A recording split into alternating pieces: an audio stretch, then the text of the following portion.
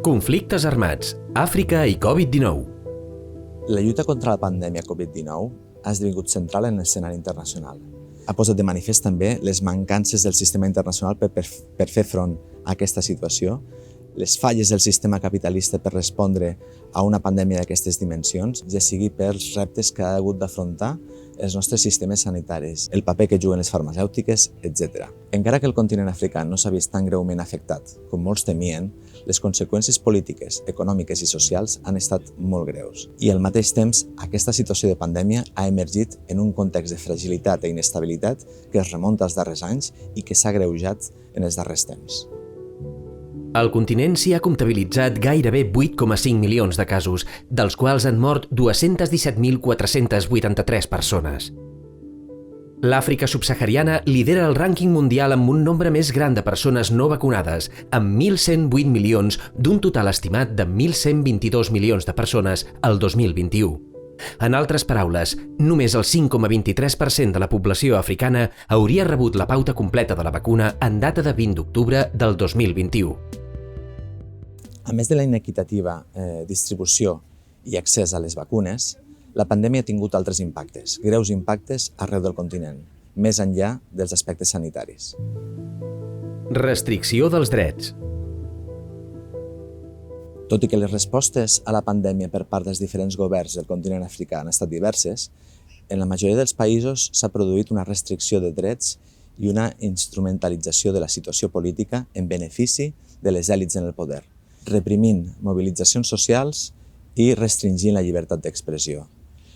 I al mateix temps s'han produït mobilitzacions socials per fer front a aquesta situació. L'ús dels cossos de seguretat i la restricció de l'espai civil per a reprimir aquestes mobilitzacions socials ha comportat el debilitament dels diferents governs civils al continent que a sobre han rebut una feble resposta per part de la comunitat internacional de cara a fer front a aquestes situacions de violència i de vulneració dels drets humans. Si bé el 2013 la Unió Africana es va comprometre a intentar silenciar les armes al 2020, aquesta fita no s'ha assolit i la pandèmia ha contribuït a perllongar aquesta situació.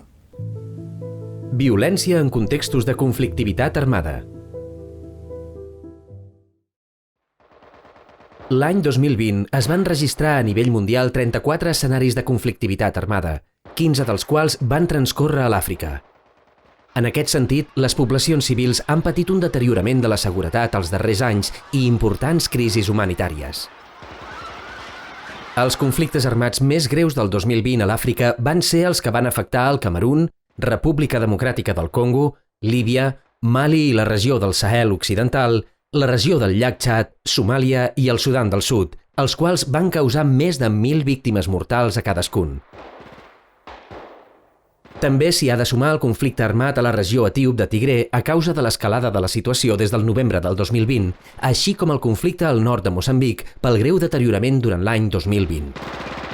Totes aquestes dades desvetllen que el continent africà ha estat l'únic que, a nivell mundial, la situació de violència i conflictivitat s'ha anat agreujant, sobretot en els anys 2019 i 2020. Impactes en les poblacions. En general, els conflictes armats a l'Àfrica subsahariana han tingut greus impactes en els llocs on transcorrien, sobretot respecte a la població civil, pel que fa a greus vulneracions de drets humans i del dret internacional humanitari. Nigèria, en el marc del conflicte al llac Txad, va continuar sent el país on la pràctica de guerra de segrestos i desaparició de civils havia provocat la xifra més elevada de persones que seguien desaparegudes a tot Àfrica, augmentant l'any 2020 a 23.000. Així mateix, actors armats estatals i no estatals van continuar perpetrant violència sexual i de gènere contra dones i nenes de forma molt significativa. Els desplaçaments forçats provocats per l'impacte dels conflictes armats i els desastres naturals, agravats per l'emergència climàtica, van continuar durant l'any 2020.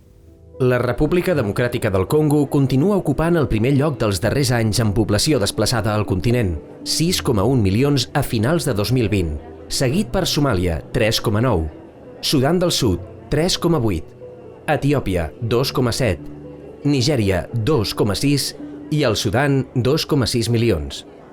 També és significatiu assenyalar que a nombrosos escenaris de conflictivitat armada, diferents organismes internacionals de defensa dels drets humans van assenyalar les forces armades i les forces de seguretat com a responsables de vulneracions de drets humans, execucions extrajudicials i crims de guerra. El 42,1% de tots els atacs a nivell global contra personal sanitari van tenir lloc a l'Àfrica i pràcticament el 20% dels atacs van ser causats com a reacció a les mesures de salut pública vinculades a la Covid-19 o directament van afectar la resposta sanitària relacionada amb la pandèmia. Igualment, la crisi de la Covid-19 ha exacerbat una crisi de desocupació juvenil preexistent. Tot i posar de manifest les febleses estructurals de sistemes econòmics i de salut dels països del continent africà, la pandèmia de la Covid-19 també ha suposat un repte que ha contribuït a unificar i a donar una resposta ferma per part del continent africà a aquesta crisi.